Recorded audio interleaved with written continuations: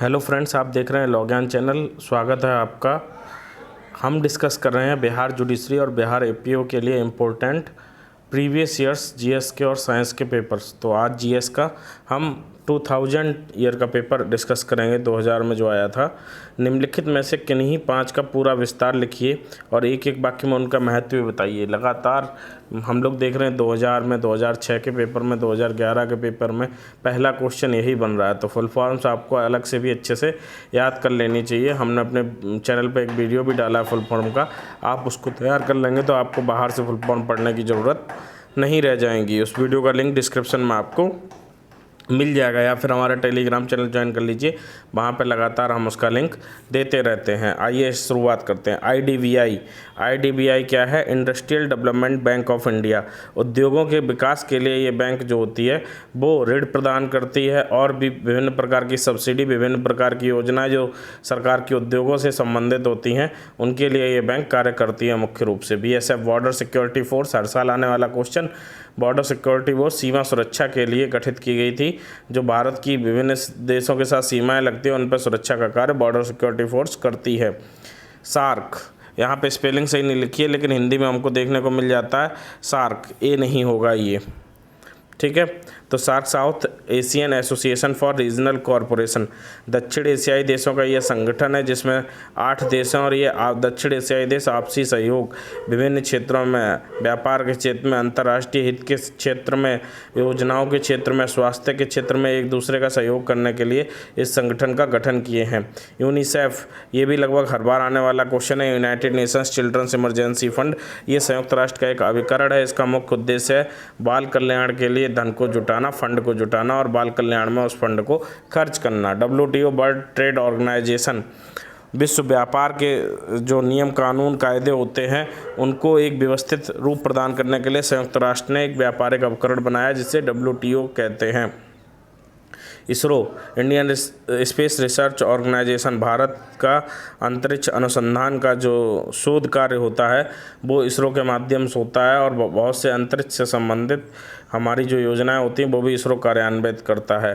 Telco, Tata engineering and locomotives limited, ये झारखंड में स्थित है। ये ऑटोमोबाइल के क्षेत्र में निर्माण करने वाली भारत की एक प्रमुख कंपनी है। अगला क्वेश्चन है, निम्नलिखित में से किन्हीं 4 पर अपना दृष्टिकोण अभिव्यक्ति करना है, ठीक है। भारत में आम चुनाव, तो भारत में आम चुनाव 2 अभिकरण कराते हैं चुनाव आयोग, एक केंद्रीय चुनाव आयोग और एक राज्य का चुनाव आयोग।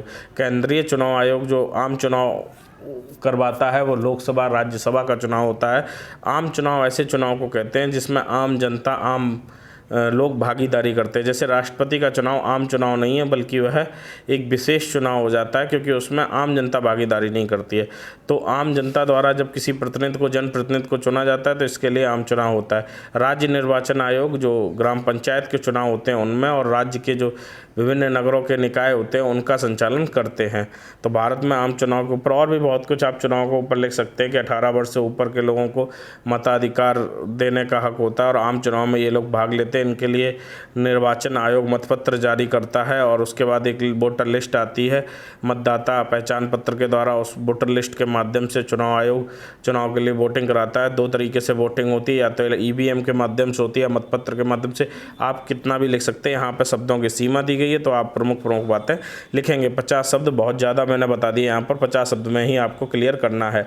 बिहार पिछले 10 साल में, जब ये क्वेश्चन आया था तब बिहार पिछले 10 साल में बहुत पिछड़ी स्थिति में था। अब अगर पूछा जाएगा बिहार पिछले 10 साल में तो हम कहेंगे कि पहले के दशकों की अपेक्षा पिछले दशक में बिहार ने काफ़ी प्रगति की है। बिहार में अपराध की मात्रा भी नियंत्रित होने लगी है। हालांकि अभी भी स्थिति इतनी बेहतर नहीं है जितनी बेहतर हो सकती थी, लेकिन फिर भी पहले के मुकाबले बिहार अब और ज़्यादा विकास की तरफ बढ़ रहा है। बिहार में पिछले 10 सालों में बहुत सी ऐसी चीज़ें हुई हैं, जैसे बाढ़ से जितना नुकसान होता था उसमें काफ़ी कमी आ गई है। विभिन्न ज़िलों में जो गैंगवार होता रहता था, बिहार में जो अपराध बहुत ज़्यादा था उसमें बहुत नियंत्रण आ गया है और इंफ्रास्ट्रक्चर अब धीमे धीमे सुधरने की कगार पर आ रहा है। भारतीय संविधान की धारा 370, यहाँ पर अनुच्छेद लिखा होना चाहिए, आर्टिकल की हिंदी अनुच्छेद होती है लेकिन उसको छोड़िए, आप ये देखिए तो आपको लिखना है आर्टिकल 370। उस समय पूछा गया था तब अलग कंडीशन थी, आज के हिसाब से बता देंगे कि भारतीय संविधान का जो अनुच्छेद 370 था वो जब जम्मू कश्मीर राज्य में लागू था, लेकिन उसको 5 अगस्त सन 2018 को जम्मू कश्मीर राज्य राज्य में उसका प्रभाव समाप्त कर दिया गया और अब अनुच्छेद 370 कहीं पे भी लागू नहीं है। जम्मू कश्मीर राज्य को अनुच्छेद 370 हटाकर 2 भागों में बांट दिया गया, जम्मू कश्मीर केंद्र शासित प्रदेश और लद्दाख केंद्र शासित प्रदेश। अगला है सूचना तकनीकी, इंफॉर्मेशन टेक्नोलॉजी।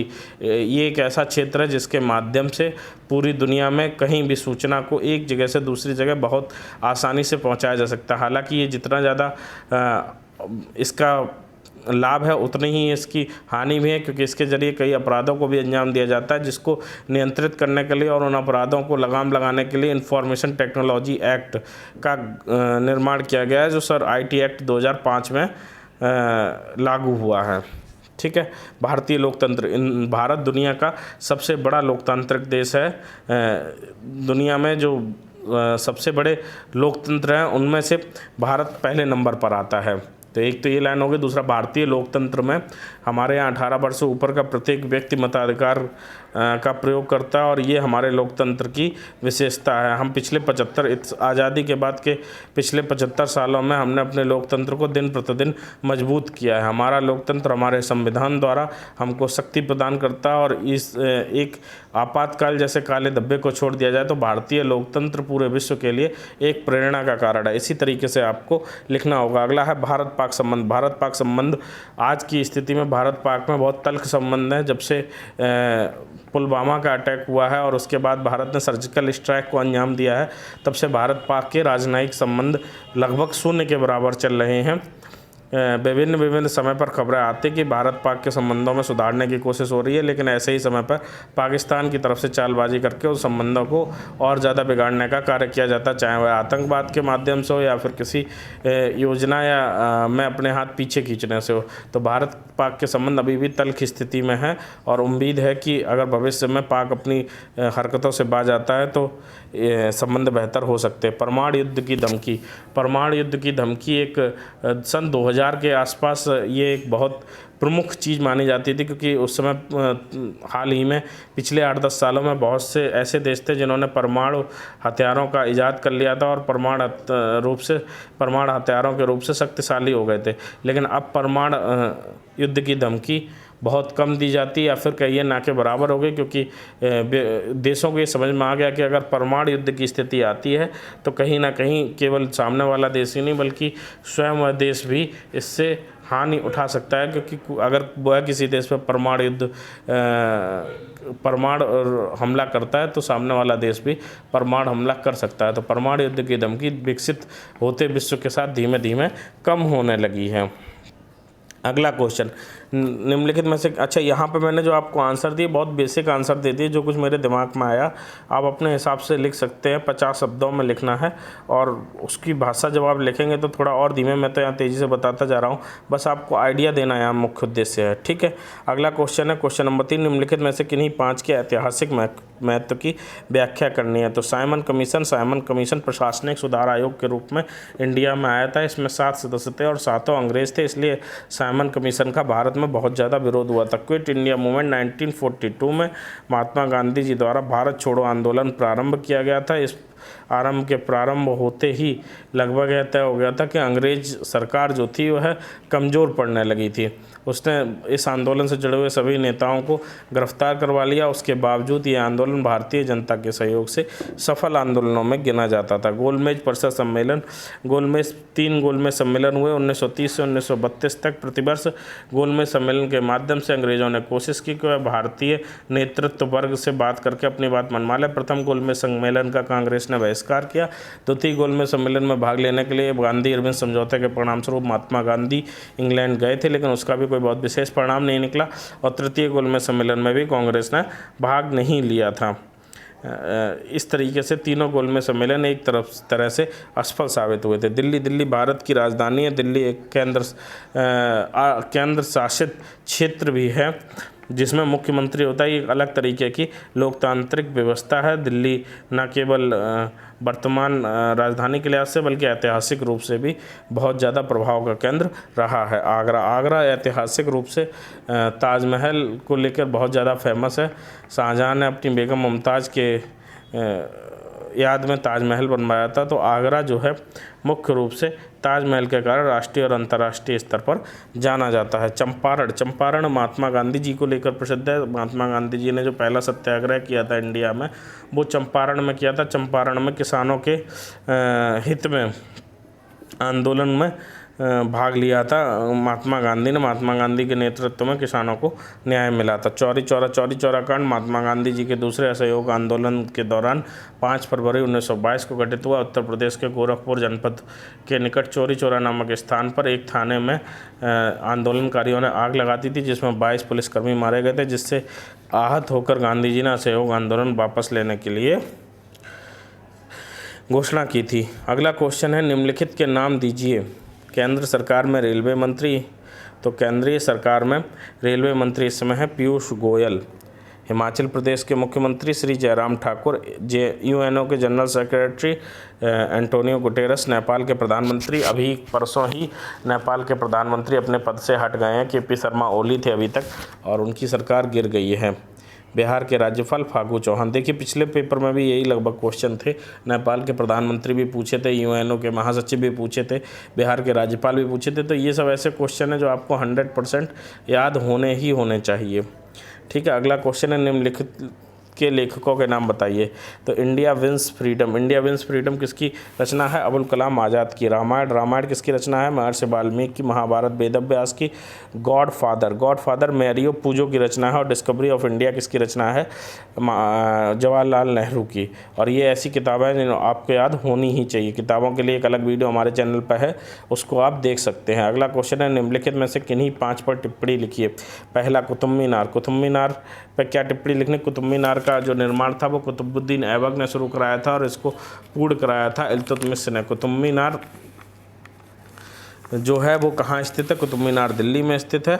और ये कुतुब मीनार का जो नाम रखा गया था वो शेख ख्वाजा कुतुबुद्दीन बख्तियार काकी की स्मृति में रखा गया था। ताजमहल अभी हम आपको बता चुके हैं कि ताजमहल शाहजहाँ ने अपनी बेगम मुमताज़ महल की याद में आगरा में निर्माण कराया था। दुनिया के 7 अजूबों में भी ताजमहल का नाम आता है और ये पर्यटन का मुख्य केंद्र है। लाल किला का निर्माण भी दिल्ली में शाहजहाँ ने कराया था। लाल किला ऐतिहासिक रूप से तो महत्वपूर्ण है, साथ ही लाल किला में आज भी गणतंत्र दिवस और स्वतंत्रता दिवस के मौके पर कार्यक्रम आयोजित किए जाते हैं। स्वतंत्रता दिवस के मौके पर देश के प्रधानमंत्री लाल किला से झंडा फहराते हैं।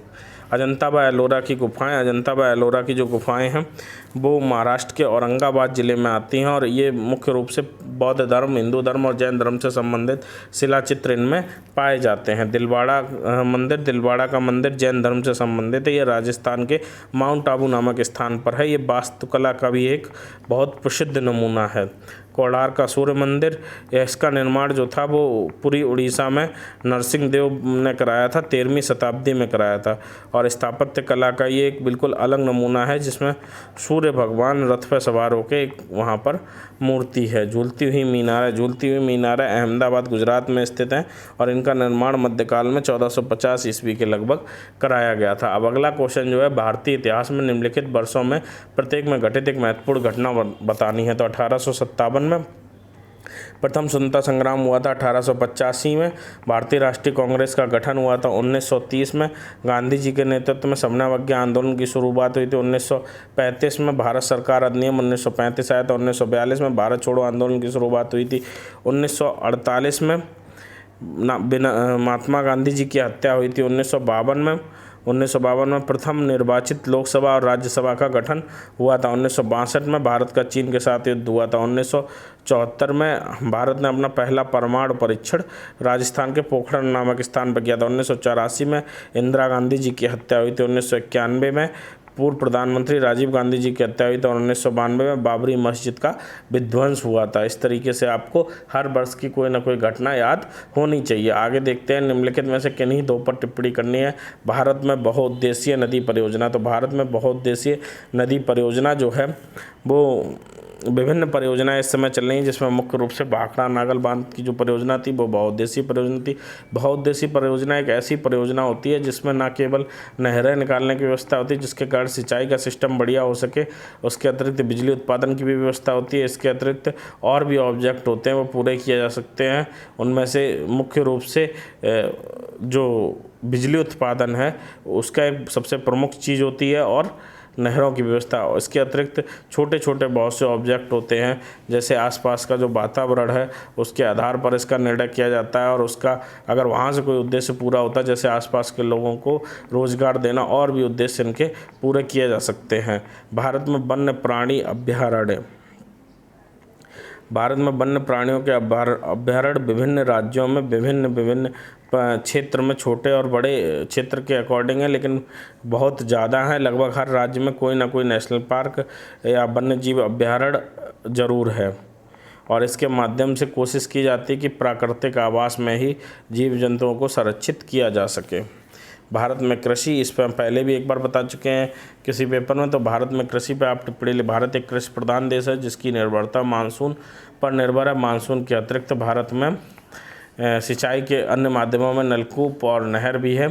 भारत में जो कृषि होती है वो न केवल खाद्यान्न फसलों की बल्कि उचित रूप से नकदी फसलों की भी फसल होती है, और विभिन्न राज्यों में विभिन्न प्रकार की फसलों के माध्यम से भारत एक कृषि के मामले में अग्रिम देश है। भारत में प्रमुख विनिर्माण उद्योग। भारत में प्रमुख विनिर्माण उद्योग के क्षेत्र में लोहा इस्पात उद्योग, कागज़ उद्योग, सूती वस्त्र, रेशम, तंबाकू, खाद्य उद्योग है। जो द्वितीय पंचवर्षीय योजना थी उस टाइम भारत के विनिर्माण उद्योग का प्रारंभ किया गया था। भारतीय विनिर्माण उद्योग की नींव उस समय रखी गई थी, जो आज काफ़ी हद तक विकसित हो चुका है। भारत में चमड़ा से लेकर मशीनरी, कागज़ उत्पादन, रसायन उत्पादन जैसे बहुत से कार्य विनिर्माण क्षेत्र में लगातार होते रहते हैं। रामायण क्या है? रामायण जो है वो हमारा धार्मिक ग्रंथ है जिसकी रचना महर्षि वाल्मीकि ने संस्कृत भाषा में की है।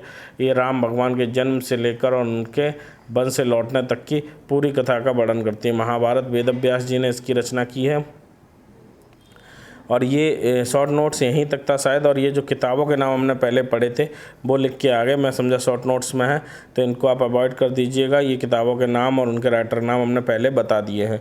अगला क्वेश्चन है क्वेश्चन नंबर 9, निम्नलिखित स्थानों के महत्व का उल्लेख कीजिए। इन स्थानों के महत्व का उल्लेख करना है। अमृतसर का महत्व ये है कि यहाँ जलियांवाला बाग और स्वर्ण मंदिर स्थित है। सिंगापुर का महत्व ये है कि ये एक अंतर्राष्ट्रीय स्तर पर एक ऐसा देश है जो शहरीकरण में अग्रिम है, और यहाँ पर इसको एक विकसित देश के रूप में माना जाता है, क्योंकि इसका पर्यटन और इसका नगरीकरण विभिन्न रूप से एक तो विकास में अग्रणी है और उसके बाद पर्यटन का भी केंद्र है। बर्लिन जर्मनी की राजधानी है, और ये यहाँ पर शीत युद्ध की एक बर्लिन की दीवार नाम से एक कृति है, स्थापत्य की कृति है जो शीत युद्ध की याद दिलाती है। हैदराबाद भी ऐतिहासिक रूप से बहुत महत्वपूर्ण नगर है। इसमें हैदराबाद में हुसैन नगर झील, गोलकुंडा का किला, सालारगंज संग्रहालय, चार मीनार जैसी ऐतिहासिक चीज़ें हैं। ग्रीनविच इंग्लैंड के ग्रीनविच स्थान से गुजरने वाली रेखा है जो 0 डिग्री देशांतर पर होती है। इस 0 डिग्री देशांतर रेखा को ही ग्रीनविच रेखा कहा जाता है। पूरे विश्व में समय निर्धारण में ग्रीनविच रेखा के सापेक्ष ही किया जाता है। थुम्बा केरल राज्य में है। भारत का रॉकेट प्रक्षेपण केंद्र है। कांडला गुजरात में है।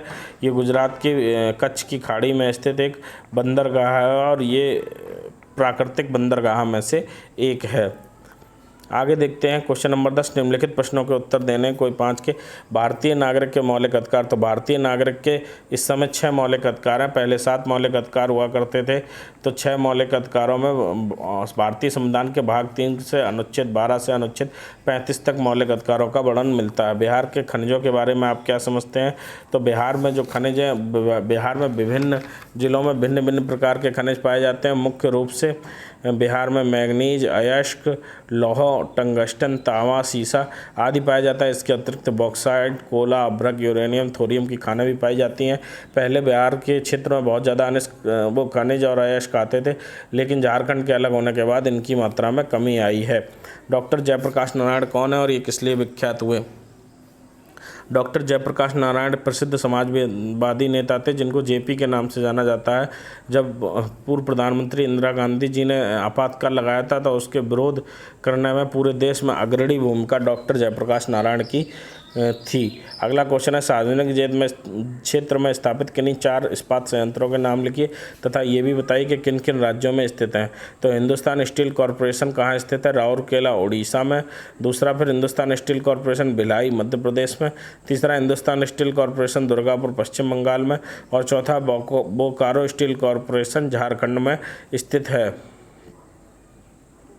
अगला क्वेश्चन है सार्वजनिक, अच्छा ये हो गया। चीनी उद्योग के 5 महत्वपूर्ण शहरों के नाम लिखिए और यह भी बताइए किन किन राज्यों में स्थित है। तो चीनी उद्योग के मामले में गोरखपुर, देवरिया, सीतापुर, लखीमपुर खीरी ये उत्तर प्रदेश राज्य में स्थित है। बिहार में मोतिहारी बहुत फेमस है। इसके अतिरिक्त पश्चिम बंगाल में मुर्शिदाबाद भी फेमस है। भारत में सिंचाई का मुख्य साधन क्या है? हम आपको बता चुके हैं। भारत में सिंचाई के मुख्य साधन कुएँ, नलकूप, तालाब और नहरें। यहाँ सिंचित भूमि लगभग 56% है और लगभग 31% भूमि पर नहरों के द्वारा, सबसे ज़्यादा 56% भूमि पर कुओं के द्वारा। जो टोटल 100% सिंचित भूमि है उसमें से 56% भूमि पर नलकूपों के द्वारा, 31% भूमि पर नहरों के द्वारा और 6.2% भूमि पर तालाबों द्वारा सिंचाई की जाती है। अगला क्वेश्चन है पृथ्वी के परिभ्रमण के मुख्य प्रकारों की व्याख्या कीजिए। तो पृथ्वी के द्वारा अपनी धुरी पर घूमते हुए अपने अक्ष से आगे बढ़ते हुए सूर्य की परिक्रमा करना को परिभ्रमण कहते हैं। अगला क्वेश्चन है वर्ष 1999 निम्नलिखित घटनाएं प्रत्येक का दिनांक व महीने का नाम इंगित कीजिए। तो इसका आपको मतलब नहीं रहेगा। 1999 की घटना 2000 में ये पेपर हुआ था, उस समय ये करंट अफेयर्स में आती थी। अब इसका कोई मतलब नहीं होगा, लेकिन उस समय भी ये क्वेश्चन बहुत टफ था क्योंकि प्रत्येक घटना का तारीख या वर्ष याद करना बहुत मुश्किल होता। वर्ष एक बार याद भी हो, तारीख कैसे याद की जा सकती है। निम्नलिखित राज्यों की राजधानी व मुख्य भाषा बतानी। तो केरल की राजधानी क्या है? तिरुवनंतपुरम और मुख्य भाषा है मलयालम। त्रिपुरा की राजधानी क्या है? अगरतला और भाषा है बांग्ला और मणिपुरी। गोवा की राजधानी पणजी और भाषा है कोंकणी। हरियाणा की राजधानी चंडीगढ़ और भाषा हरियाणवी। पश्चिम बंगाल की राजधानी कलकत्ता और भाषा है बंगाली। मणिपुर की राजधानी इम्फाल और भाषा है मणिपुरी। मेघालय की राजधानी शिलोंग और भाषा है खासी गारो और अंग्रेजी। कर्नाटक की राजधानी कन्नड़ और भाषा है बेंगलोर। मिजोरम की राजधानी आइजोल और भाषा है मिजो और अंग्रेजी। हिमाचल प्रदेश की राजधानी शिमला और भाषा है हिंदी और पहाड़ी। अगला क्वेश्चन,